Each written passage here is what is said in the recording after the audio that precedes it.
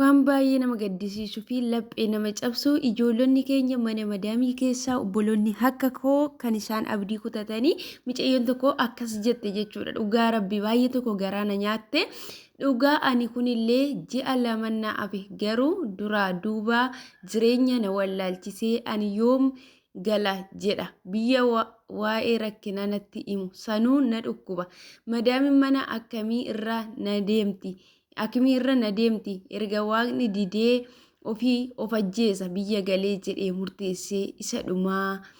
Obboleettiin keenya kun akkuma isiniif dubbisaa jiru kana jechuudha abdii kutannaa keessa galaa jirti. Sababni abdii kutannaa ishii maalirraan kan ka'e isa jedhuu fi mee viidiyoon kun jechuudha keessumaa jechuudha shamarran keenya biyya arabaa kan jirtu reefus kan dhufte duraanillee kan jirtanii hamman beekuu fi ammanaaf galirraa isiniif qooda ila gurra keessan dhugaa rabbii asnatti qabaatoo dhaggeeffadhaa isi fayyada malee isin miidhu jechuudha. Wanti mucayyoon kun abdii ishii kutachiisee jireenya ishiitirra ga'e borillee isinirra ga'uutii danda'a waan ta'eef iyyuu seeraan dhaggeeffadhaa viidiyoo kana warra kaaniifillee sheer godha.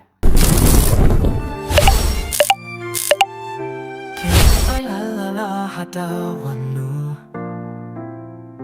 Gorsas irraha hafuthannu Ashamaa argafuunii hordoftoota koo nagaa lafa jirtan isiniif haa ta'u akkam jirtu nagaa keessanii an nagaadha rabbii naa galatu jecha isinillee lafa jirtanitti nagaa hin dhabina isinin jedha. Nagaa yeroo jedhan waan qoosaa fakkaata. Nagaa garuu warra dhukkubsatu warra nagaa hin qabneetu beeka. Kanaaf nagaa hin dhabina yeroo hundumayyuu fayyaa keessan guutuu isiniif haa kennu qabeenya miti uuman keenya isinin jedha. Harree jechuudha amma naaf galee fi wanta ofii kiyyaa namni bara jiraatu keessatti mudannoo fi muuxannoo garaagaraa qaba waan ta'eef amma naaf galirraa isiniif qooduu dhufeetiin jira jechuudha. Waa'ee mucayyoo koomentii mucayyoo kanaarra dhaabadhee jechuudha. Mucayyoon kun akkas jette jechuudha kan ishiin jiraachaa jirtu akkuma kiyyaa fi akka keessanii namoonni biyya arabaa keessa jiraatanii biyya arabaa keessa jiraatti jechuudha. Mucayyoon kun miira abdii kutannaa keessa jirti. Dhaloonni yeroo ammaa kanatti miira abdii kutannaa keessa jiru jechuudha. Sababni isaayyuu nama rakkina keessa isaanii baasanii ittiin mari'atanii hin qabanii keessuma isaaniitti bakka sammuu isaaniitiin ittiin jeeqamu. Kanaaf illee yeroo tokko tokko namni illee nu barbaachisa. Yaaddoon iyyuu dhiphinni iyyuu abdii kutannaan iyyuu deebi'ee ofii isaatiin iyyuu dhukkuba nutti ta'a jechuudha yeroo baay'ee. Mucayyoon kun akkuma isinii maxxansitan jira barreeffama ishiitirraa ilaalaa jirtanii. Dhugaa ani kunillee ji'a lama na hafe garuu duraa duuba jireenya na wallaalchise. Ani yoomin galan jedha biyya waa'ee rakkinaa natti himu. Sanuu na dhukkuba. Madaamiin mana akimii irra naan deemti erga waaqni didee ofii of ajjeesa biyya galee jedhee murteessee isa dhumaa jira.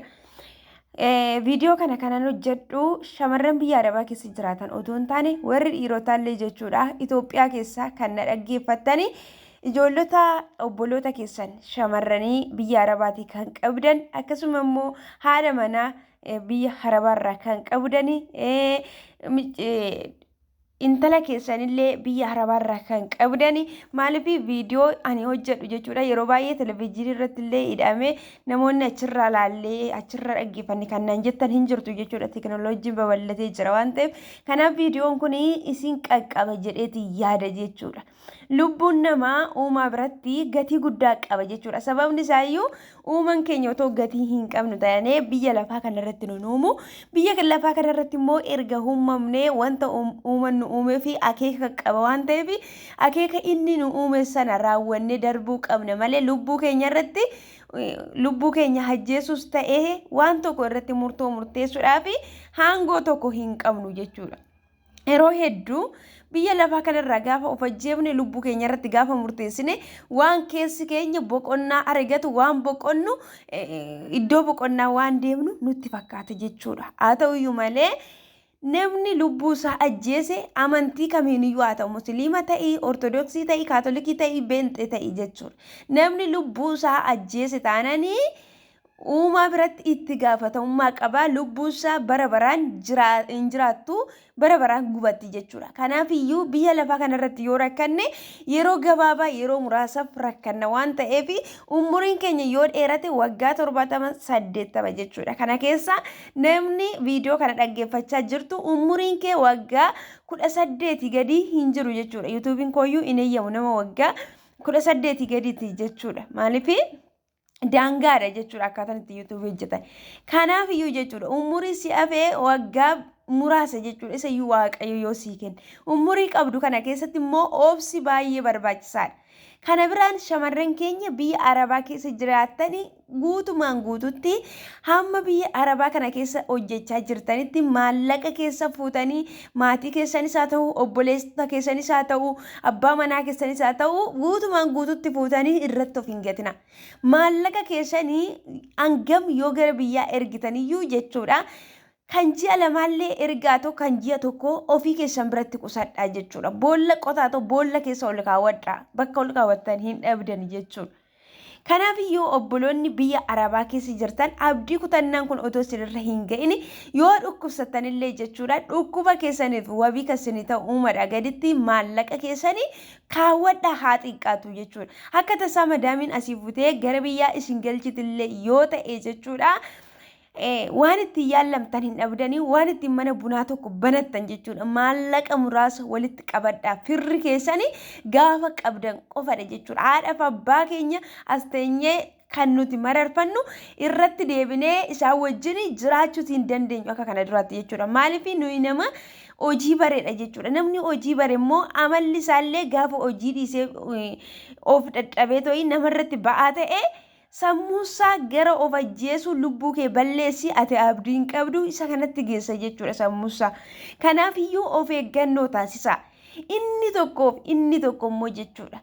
Jireenya jiraattan keessatti dhiphina hin baay'isina, yaaddoo hin baay'isina. Jireenya keessatti qoromsi baay'ate yoo dhufe uumaa keessatti dabarsaa uumaa gochuuti hin dandeessa waan ta'eef karaa dandeessaniin hojjedhaa humna keessaniin rakkinicha keessaa karaa ittiin baatan faladhaa.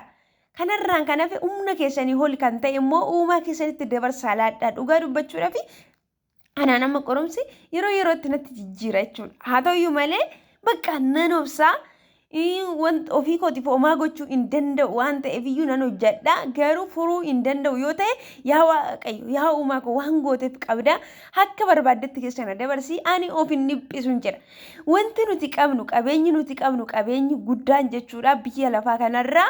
Fayyaa keenya namni fayyaa qabu hojjetee jijjiiramuu danda'a. Kanaaf of hin dhiphisina. Nyaata keessanillee seera nyaadhaa. Ofii keessanillee hin dagatinaa. Maallaqa keessanii walitti qabadhaa.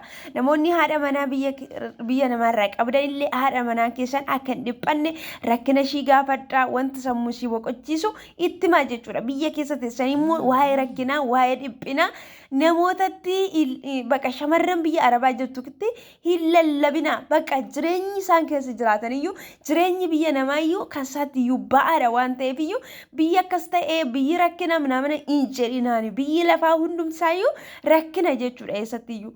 Kanaaf iyyuu adaraa keessan obboloonni biyya Arabaallee jirtan hoduu biyya keessaa ifunaanina. Maallaqa keessan amma dandeessan walitti qabadhaa ta'u gara biyya keessanii galaa akka humna isaatiitti namni kan jiraatu malee akka hebeluutti miti jechuudha. Kanaaf iyyuu gabaa tokko gaafa ba'ani waan inni tokko fudhadhee ba'a miti. Anis wantan qabu fudhee ba'a akkuma humna kootitti nagadadhee gala jechuudha. Inni qabu birrii 1000 jechuudha. Birrii 1000 qullubbii fi waan qullubbiidhaa fi raafuu bitate yoo gale hani immoo jechuudha birrii 100 jechuudha akka dandeetti kootitti firee lama yoo ataatu bitadhee gala jechuudha. Jireenya jechuun akka humna keetitti jiraatta waan ta'eef biyyi rakkina oodeesse iyyuu ittiin dhiphisina. Rakkinni dhiphinni guddaan sammuu keenya humnaa ol yaachisu fayyaa keenya isa waaqayyo nuuf kenne dhiphisudha. Kanaaf iyyuu obboleettiin keenya kan dhukkubaa jiru obboloonni biyya Arabaa keessa jirta waaqayyo isin haa maaru. Fayyaadha garuu oduu biyya keessaa namoota isinitti odeessan namoota isin dhiphisa wajjin inaasayinaa bilbila keessanirraa cufadhaa. Bakka sammuun keessa firii ta'u bakka sammuun keessan bakka dhukkuba keessan iyyuu hin dagattu dhugaa dubbachuudhaa fi namoota waa'ee cinqii isinitti lallaban irraa fagaadhaa. Kanuma dhugaa isiniin jira.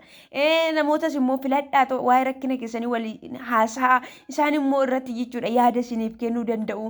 Gaafa sana immoo jechuudha dhiphinni keessa sunillee isinitti salphachuuti danda'a. Karaa amantaa keessattis jabaadha. Kana isiniin jira viidiyoo kanarra isinitti hin dheeressu. Yaadni dogoggoraa yoo jiraate na of galcha jecha viidiyoon kun namoota biraa ifa yeroo jettan sheer godhaa, ifa yeroo jettan immoo bira kutaadha. Nagaan naaf ta'a.